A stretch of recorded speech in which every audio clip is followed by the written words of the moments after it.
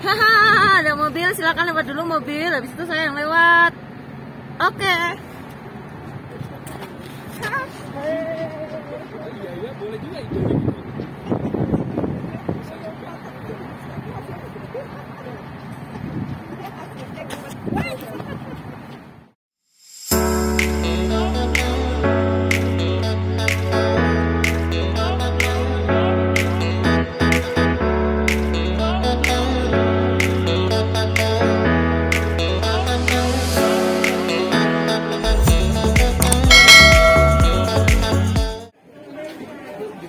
Taif itu seperti Diengnya Jogja, Diengnya Indonesia ya.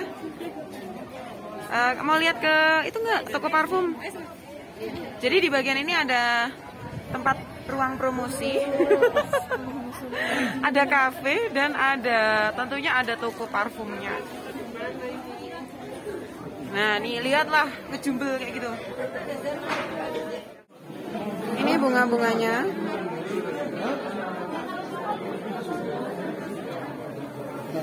Oh tuh ada sabun tuh. Apa? Ini tuh seperti kita kedok kebun kurma itu loh kak. Iya. Kedok kebun kurma. Ternyata adalah toko oleh-oleh. Ini adalah penyelingan bunga. Ternyata adalah toko parfum. Ini yang bisa untuk apa ini? Bisa untuk apa nih? Face. Oh, ini adalah apa nih kira-kira? Sabun. Bukan kue keranjang. Harganya berapa? Tadi yang kecil?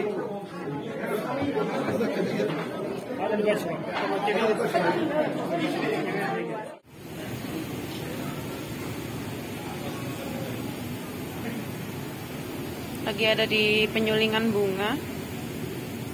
Ya intinya jadi parfum. Oh ini ada penjelasannya. Tunggu. Oke. Sit down. Di bagian atas ada restoran. Kayaknya kek mawar deh. Saya kurang tertarik beli di sini. Turun aja ya. Turun. Kita turun. Ada kabut lagi turun. Barang siapa yang sholat Jumat orang yang tersesat. Apalagi di hari Minggu. Kesasar. Ada kabut turun seperti di Dieng. Waduh, kangen banget sama Dieng. Hai. Kalau di depan tadi sudah tertulis fog area, so attention. Jadi ini dia fog area, kabut area berkabut. Masya Allah. Saya suka banget nih tempat-tempat kayak begini. Jarak pandangnya pasti ini agak terlalu jauh dan ini perbukitan guys. Berasa kayak asap kebakaran ya, tapi bukan, ini adalah kabut. Kita sampai di Diengnya Mekah. Namanya kota Taif. Pada waktu itu Rasulullah Shallallahu Alaihi Wasallam berdakwah ke kota Taif dengan menempuh perjalanan kurang lebih 3 hari 3 malam. Dan saat ini di zaman now kita hanya membutuhkan waktu 2 jam untuk bisa sampai ke tempat ini. Perjalanan Rasulullah ke Taif itu diawali dengan kok diawali sih? Disambut dengan lemparan batu oleh penduduk-penduduknya. Namun ada satu orang yang memberikan rumah kepada Rasulullah dan si orang itu mendengar Rasulullah mengucapkan bismillah ketika mau makan dan beliau menjadi orang pertama yang masuk Islam di kota Taif. Insya Allah. Full kabut cuy. Budaya makan di Arab itu menggunakan plastik, gelar plastik. Awalnya kita waktu di hotel mikirnya, ih kok kayak begini ya mejanya. Ternyata budayanya begini cuy.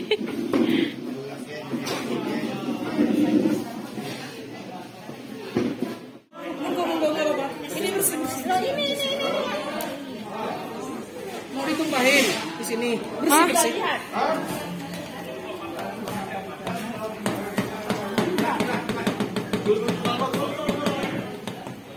Di luar kabut. Tuh, ini cara makannya, ditumplek blak. Udah begini aja. Jadi budaya di Arab tuh begini nih, pakai. Saya heran di Arab tuh banyak sekali produksi plastik. Makan sini loh. Iya ya.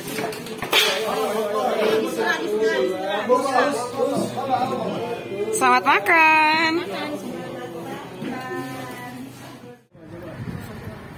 Selamat makan. Langsung bilang aja anaknya bilang. Sudah. Ayo makan. Bawa apalah, ada buburnya. Assalamualaikum, qadarullah. Harusnya kita naik kereta gantung, tapi lihatlah kebunku penuh dengan kabut. Jadi ini seperti di Dieng ya, padahal ini di kota Taif, ada di Mekah, dan ini memang di dataran tinggi.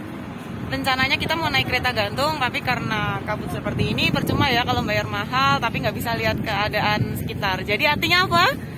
Artinya semoga insya Allah kita bisa kembali lagi ke sini dengan cuaca yang lebih baik, dengan servis yang lebih baik, dengan keadaan yang lebih baik. Semoga Allah memudahkan kita untuk bisa berkunjung lagi.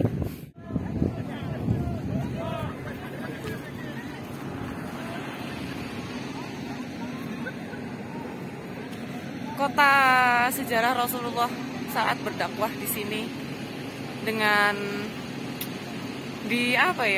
difitnah oleh Abu Lahab, pamannya sendiri, berkata bahwa akan ada seorang pemuda yang akan memecah belah Taif. Sehingga ketika Rasulullah SAW berdakwah ke sini, disambut dengan hujan batu oleh anak-anak kecil. Nah, tapi ada seseorang yang, kalau saya nggak salah, memberikan sesuatu, entah itu kurma atau apa, dan orang itu memberikan kepada Rasulullah. Kemudian saat memakan itu, Rasulullah mengucapkan Bismillahirrahmanirrahim. Dan saat itu juga orang itu merasa takjub, dan karena belum pernah mendengar sebelumnya ada orang yang mau makan kemudian bilang Bismillahirrahmanirrahim, sehingga orang itu memutuskan untuk masuk Islam, sehingga dia menjadi orang pertama di Taif yang memeluk agama Islam. Berkunjung ke kota-kota seperti ini sambil mengenang perjuangan-perjuangan Rasulullah itu merupakan salah satu list yang ingin saya kerjakan, ingin saya lakukan. Dan ajaibnya lagi, Rasulullah itu ketika kesini menempuh perjalanan sekitar 3 hari 3 malam. Tapi saat ini kita hanya menempuh selama 2 jam lebih untuk bisa ke kota Taif. Masya Allah, luar biasa sekali ya perjuangan Rasulullah itu. Ini harusnya kita ada paket untuk naik kereta gantung juga, tapi karena keadaan Taif saat ini sedang kabut cukup tebal seperti ini, jadi kalau kita naik ke atas sepertinya tidak akan terlihat apa-apa ya. Jadi ya sudahlah, kita sampai sini saja. Semoga nanti di tahun-tahun selanjutnya ada kesempatan untuk berkunjung dan bisa ke sini lagi naik kereta gantung dan mengunjungi tempat-tempat lain yang belum sempat dikunjungi pada saat ini. Barakallahu fikum. Dengan lidahku aku bicara, dengan otakku aku berpikir. Begitulah salah satu cuplikan dari Ibnu Abbas, dan karya-karya beliau sebenarnya ada di sini juga, tapi kita tidak bisa masuk dikarenakan tadi cuacanya kurang mendukung sehingga ditutup, nggak bisa sholat juga.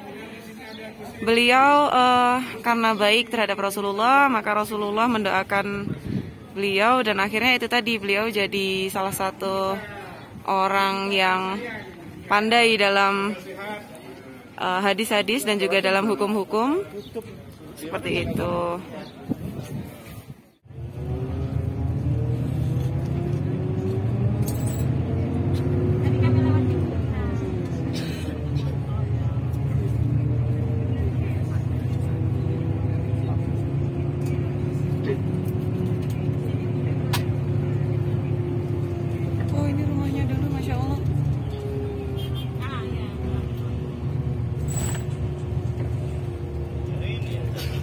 Bukanya dari sini.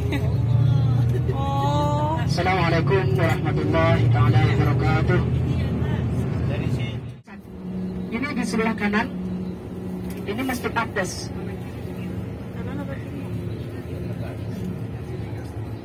Yang ku di depan. Yang ku, itunya di kiri, itunya di Dan sekarang Masjid Aqdas itu tidak diperbaiki. Saya juga kurang tahu.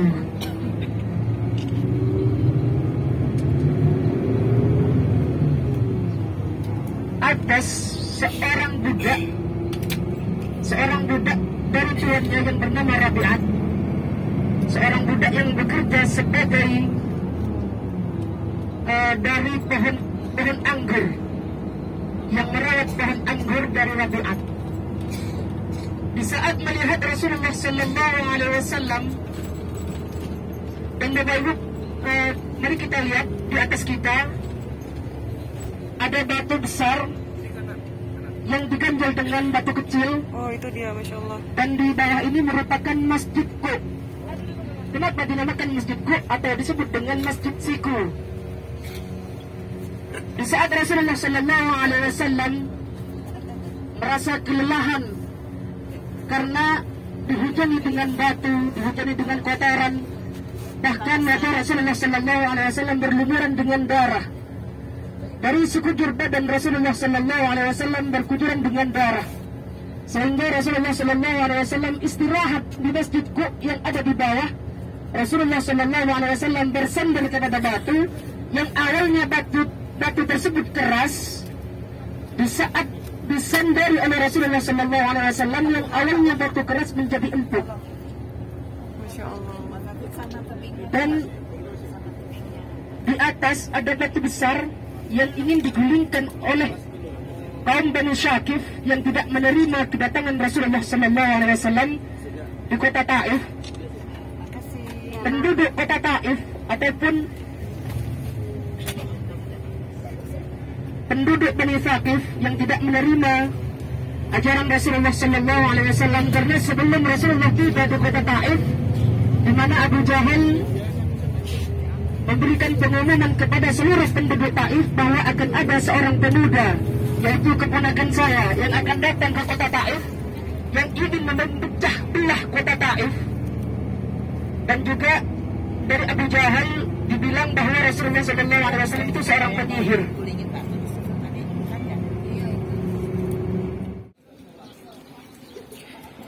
Ini adalah salah satu tempat mikot yang terjauh.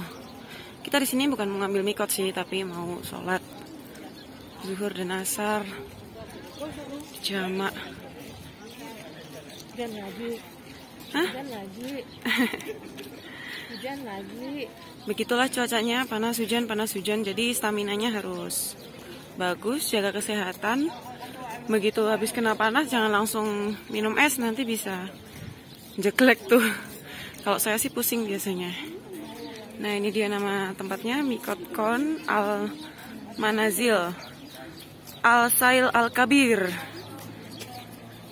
Saya kalau di sini ngeliat toko-toko tuh udah kayak ngeliat Al-Quran. Tulisannya Arab semua. Nggak cuma masjid yang tulisannya Arab, semua toko tulisannya Arab.